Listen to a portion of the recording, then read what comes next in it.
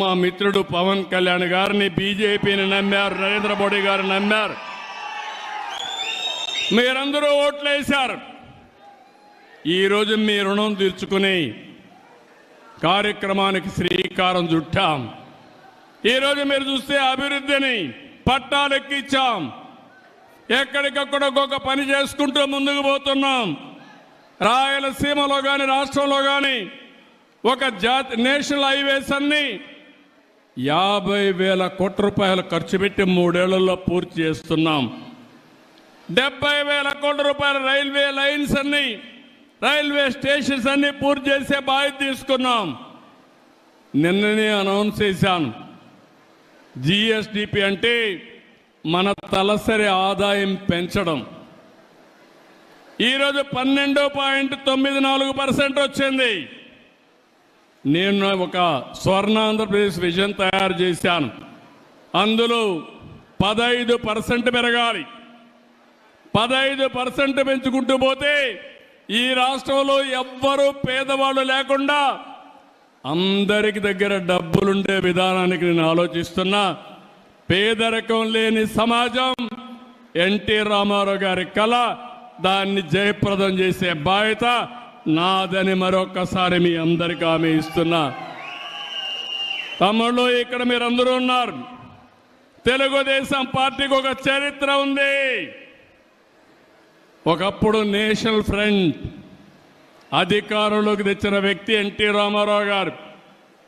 తర్వాత United front, నేనే ఆ రోజు కన్వీనర్గా ఉండి 2 ప్రధానమంత్రులు చేశాం. ఎన్డీఏ 1లో వాజ్పేయి గారికి సహకరించి మన రాష్ట్రాన్ని అభివృద్ధి చేశాం, సమైక్య ఆంధ్రప్రదేశ్ని. ఈరోజు ఎన్డీఏ 2 నరేంద్ర మోడీ గారి నాయకత్వంలో 14-19లో పనిచేశాం. ఇప్పుడు పనిచేస్తున్నాం. నాకు ఏ మాత్రం అనుమానం లేదు. నరేంద్ర మోడీ గారి నాయకత్వంలో 2047కి భారతదేశం నెంబర్ 1 గాని నెంబర్ 2 గాని తయారవుతుంది. నా ఆలోచన తెలుగు జాతి ప్రపంచంలోనే నెంబర్ 1గా ఉండాలనేది నా సంకల్పం.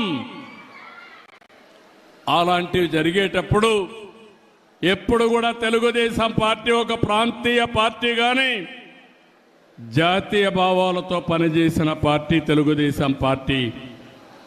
జాతీయ అభివృద్ధి కోసం పనిచేసిన పార్టీ తెలుగుదేశం పార్టీ. ఈరోజు మీరు చూస్తే 1 కోటి సభ్యత్వం ఈరోజు తెలుగుదేశం పార్టీలో ఉన్నారు. 1 crore.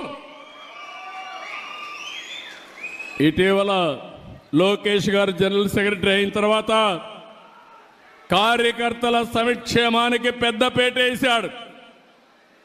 130 కోట్ల రూపాయలు ఇన్సూరెన్స్ కానీ వెల్ఫేర్ కానీ డబ్బులు ఖర్చు పెట్టే పరిస్థితికి వచ్చారు. ఈరోజు 1 కోటి మంది సభ్యులకి ఎవరైనా యాక్సిడెంట్ జరిగిపోతే వాళ్లకు 5 లక్షల రూపాయలు ఇచ్చే ఏకైక పార్టీ భారతదేశంలో తెలుగుదేశం పార్టీ. ఇది ఒక చరిత్ర. మీ రుణం తీర్చుకుంటాం, కార్యకర్తల రుణం తీర్చుకుంటాం. అందుకనే రాజకీయంగా మిమ్మల్ని ఎదుగుదల కోసం ప్రయత్నం చేయడం, సంక్షేమ కార్యక్రమాలు చేయడం, ఆర్థికంగా పైకి తీసుకురావడానికి ఏమేం చేయాలనో అవన్నీ చేస్తామని చెప్పి కూడా నేను మీకు తెలియజేస్తున్నా. అదే సమయంలో మిత్రపక్షాల కార్యకర్తలు కూడా విజ్ఞప్తి చేస్తున్నా.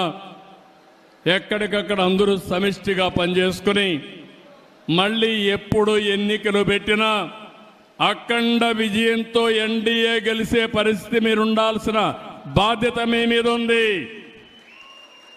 ఎప్పుడైతే నేను ఎన్నోసార్లు చెప్పాను, డబల్ ఇంజన్ సర్కార్, కేంద్రం రాష్ట్రంలో ఎన్డీఏనే ఉండాలి. అప్పుడే అభివృద్ధి పరిగెత్తిస్తుంది.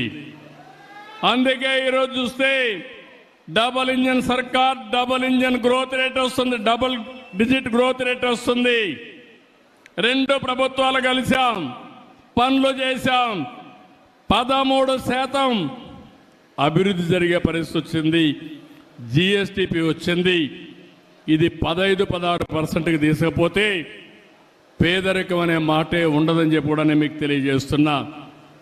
నాకు ప్రాణ సమానమైన తెలుగుదేశం పార్టీ కుటుంబ సభ్యులందరినీ మరొక్కసారి కోరుతున్నా, మీరందరూ కూడా ఇలాంటి ఎన్టీ రామారావు గారి యొక్క 29వ వర్ధంతి సభలో ఒక సంకల్పం చేయాలి. మీ ప్రాంతంలో జీరో పావర్టీని సాధిస్తామని, ఆ జీరో పావర్టీ సాధించిన తర్వాత ఆర్థిక అసమానతలు లేనటువంటి సమాజం కోసం నిరంతరం పనిచేస్తామని మనం ఒక సంకల్పం చేసి ముందుకు పోవాలి. ఇది సాధ్యం. చాలామందికి అనిపిస్తుంది, నేను ముందు మాట్లాడితే ఒకప్పుడు ఐటీ మాట్లాడితే నన్ను ఎగతాళి చేశారు, సెల్ ఫోన్ మాట్లాడితే ఇదేంటన్నారు, సెల్ ఫోన్ తిండి పెడుతున్నా అన్నారు. ఇప్పుడు సెల్ ఫోన్ లేకపోతే భార్య లేకపోతే భర్త ఉంటాడు, భర్త లేకపోతే భార్య ఉంటుంది, సెల్ ఫోన్ లేకపోతే ఇద్దరు ఉండలేరు. అవునా కాదా తమ్ముళ్ళు అని అడుగుతున్నా. దానికి కూడా ఒక మీనింగ్ ఉంది. సెల్ ఫోన్ అనేది అవసరం, అది ఒక అత్యవసరమైన వస్తువుగా తయారైంది మన జీవితంలో. ఎక్కడికి పోయే పని లేదు, సెల్ ఫోన్ ఉంటే ఒక ధీమా. మీకు ఎక్కడన్నా బిల్లు పే చేయాలంటే ఇమీడియట్గా సెల్ ఫోన్లో ఉంటుంది డబ్బులు, ఎవరికి కావాలంటే వాళ్ళకి పే చేస్తాం. ఎవరైనా జోబీలో పెట్టుకుంటే జోబీ కట్ చేస్తారు, కానీ సెల్ ఫోన్లో పెట్టుకుంటే పేటిఎంలో పెట్టుకుంటే కట్ చేసే పరిస్థితి ఉండదు. దానికి కూడా పాస్వర్డ్ మీ దగ్గరనే ఉంటుంది, అది అప్లై చేస్తేనే డబ్బులు ఇచ్చే పరిస్థితి వస్తుంది, సెక్యూరిటీ కూడా ఉంటుంది. మీకు ఏ పని కావాలన్నా చేసుకునే అవసరం వస్తుంది. భవిష్యత్తులో మనందరి జీవితాల్లో మీరు గుర్తుపెట్టుకోవాలి, టెక్నాలజీ చాలా ఉపయోగకారిగా ఉంటుంది. అందుకే మీరు చూస్తున్నారు, ఇటీవల నేను పెన్షన్ ఇస్తే ఏ టైంలో ఇచ్చాడు, ఏ స్పాట్లో ఇచ్చాడని 64 లక్షల మంది పెన్షన్నే మానిటర్ చేయగలుగుతున్నారంటే అది టెక్నాలజీ మహిమ అని చెప్పి మీ అందరికీ తెలియజేస్తున్నా. పెన్షన్ తీసుకున్న రోజునే మీకు ఒక IVRS మెసేజ్ వస్తుంది, మళ్ళీ నీకు కరెక్ట్గా చేరిందా, ఎవరన్నా డబ్బులు అడిగారా, లేదంటే ఏదైనా కొట్టేశారని మళ్ళీ అడిగే పరిస్థితి వచ్చిందంటే అది సుపరిపాలనకు దారితీసే పరిస్థితి వచ్చింది. ఇలాంటి కార్యక్రమాలు చాలా వరకు నేను అన్నీ ఆలోచిస్తున్నాను.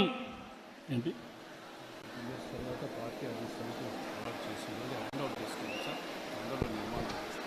ఈరోజే మీరు చూస్తే ఇంకొక శుభవార్త కూడా, 5-6 సంవత్సరాలుగా మన వాళ్ళు చాలా కష్టపడి శ్రీనివాసరెడ్డి గారి నాయకత్వంలో కడపలో మనకంటూ సొంత ఇల్లు కట్టుకుంటున్నాం, పార్టీ ఇల్లు కట్టుకుంటున్నాం, పార్టీ ఆఫీస్ కట్టుకుంటున్నాం. దీనికి 2 ఎకరాలు భూమి కూడా ఇచ్చారు, కానీ కావాలి లిటిగేషన్ పెట్టి ఇవ్వకపోతే అన్ని క్లియర్ అయినాయి. నేను ఒకటే ఆదేశిస్తున్నా, 18 నెలల్లో పార్టీ ఆఫీసు పూర్తి చేసి మళ్ళీ ప్రతి ఒక్క కార్యకర్త కడపకు వస్తే సొంత ఇంటికి వచ్చి ఒక కాఫీ తాగే విధంగా 6 months ఓకే. నేను పూర్తిగా చేయాలంటే 18 నెలలను మోడర్న్ టెక్నాలజీ ఉపయోగిస్తానంటున్నాడు, 6 నెలల లోపలనే పూర్తి చేస్తానంటున్నాడు.